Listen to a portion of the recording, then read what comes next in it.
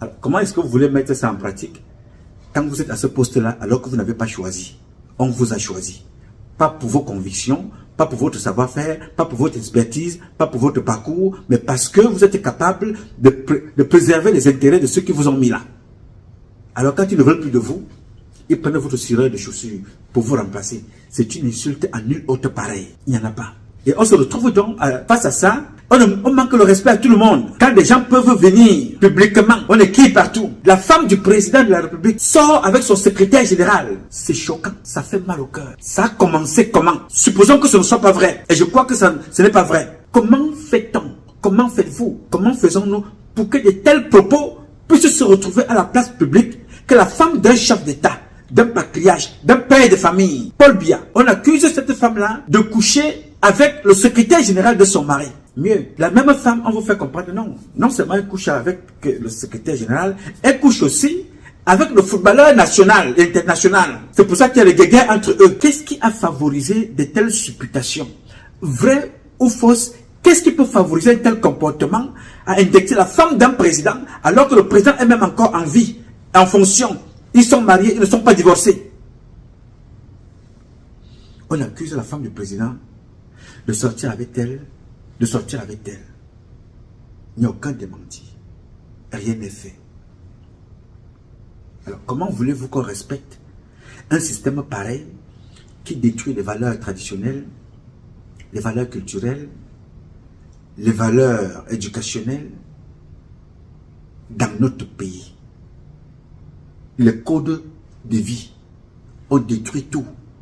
On ne respecte plus personne. On parle à n'importe comment et à n'importe qui. Comment pouvez-vous imaginer un tel comportement? Je ne sais pas. Et vous attendez que les choses vont changer? Les choses ne peuvent pas changer dans notre pays avec ces gens-là si nous ne prenons pas notre destin en main. Personne n'est plus respecté. J'ai vu un jeune qui porte plainte, ou tout du moins sa femme porte plainte, parce que une s'est levée dans les réseaux sociaux pour traiter cette femme-là d'infidèle. Vous voyez un peu? Très bien. Alors, pourquoi est-ce que je vous prends cet exemple? Parce que c'est ce qui anime la toile. C'est ce qui anime notre quotidien. On ne parlera pas des problèmes de société. On ne parlera pas de nos problèmes, comment vivre heureux dans notre pays. On va se sentir important parce qu'on va parler de l'autre et mentir sur la vie de l'autre. Et on se trouve fort en mentant, en ayant des likes, des milliers et des millions de personnes qui te regardent. Parce que tu passes toute ta vie à mentir sur les vies des gens. Ça nous entraîne dans là où ça nous amène. Tout le monde peut se lever et dire tout et n'importe quoi sur nous, sans preuve. Tout le monde peut se dire tout et dire n'importe quoi sur Chantal Biya, sans preuve. Tout le monde peut se dire tout et dire n'importe quoi sur Paul Biya, sans preuve. Tout le monde peut se lever et insulter comme te raconter n'importe quoi, sans preuve.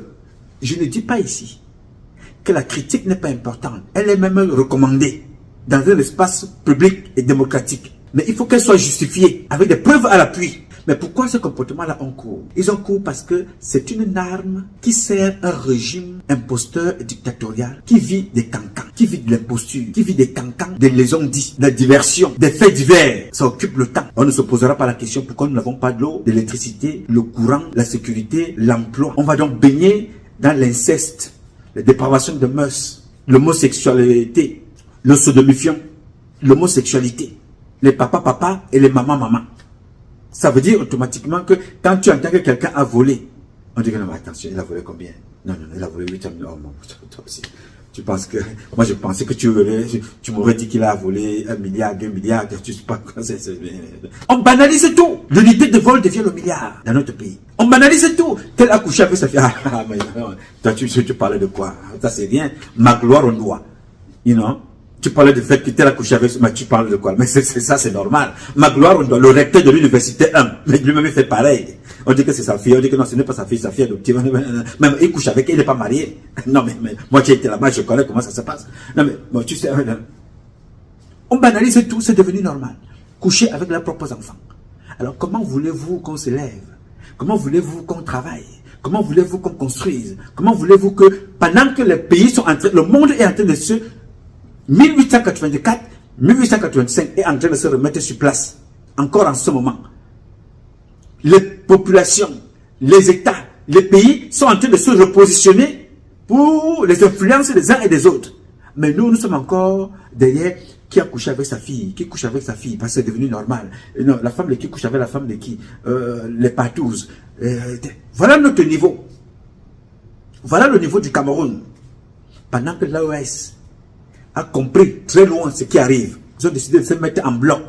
Parce que quand les gens que vous voyez là, l'Iran, la Palestine, l'Iran, l'Israël, l'Iran, le Yémen, l'Iran, l'Ukraine, l'Iran, la Russie, tous ces pays que vous voyez qui sont en plein mouvement là, quand ça va finir là-bas, ils ont fini de pas se positionner.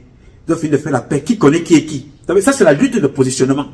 De sortir des muscles, de qui a la plus grosse bombe nucléaire, qui est capable de faire quoi? Quand ils vont finir là-bas, ils vont se retourner en Afrique. Vous allez vous défendre avec quoi? Vous avez vu l'Iran, non? On a fait pam, l'Iran a fait pam, pam, pam, pam, pam, pam, pam, pam, pam, pam, pam, pam, pam, pam, pam. Vous avez seulement fait pam une fois. L'Iran vous a dit faites attention. Ce que vous êtes en train de vouloir essayer là, ça va vous dépasser. Vous avez encore fait pam. L'Iran a dit faites très très attention. Ce que vous êtes en train de commencer là, vous n'allez pas soutenir. Ils ont encore fait pam. Ok. Now you talk. L'Iran s'est donc levé. L'Iran n'a pas fait pam. Il a fait ram pam pam. Pam pam pam pam pam pam pam pam pam. Pam pam pam pam pam pam pam pam boum. Boum boum boum boum boum boum boum. Maintenant, les gens sont dans les bunkers. Vous voyez? Pourquoi je vous prends cet exemple-là tout en condamnant la violence, les guerres, les crimes et les morts? Je vous prends ça parce que cet Iran-là, elle s'est préparée à se défendre.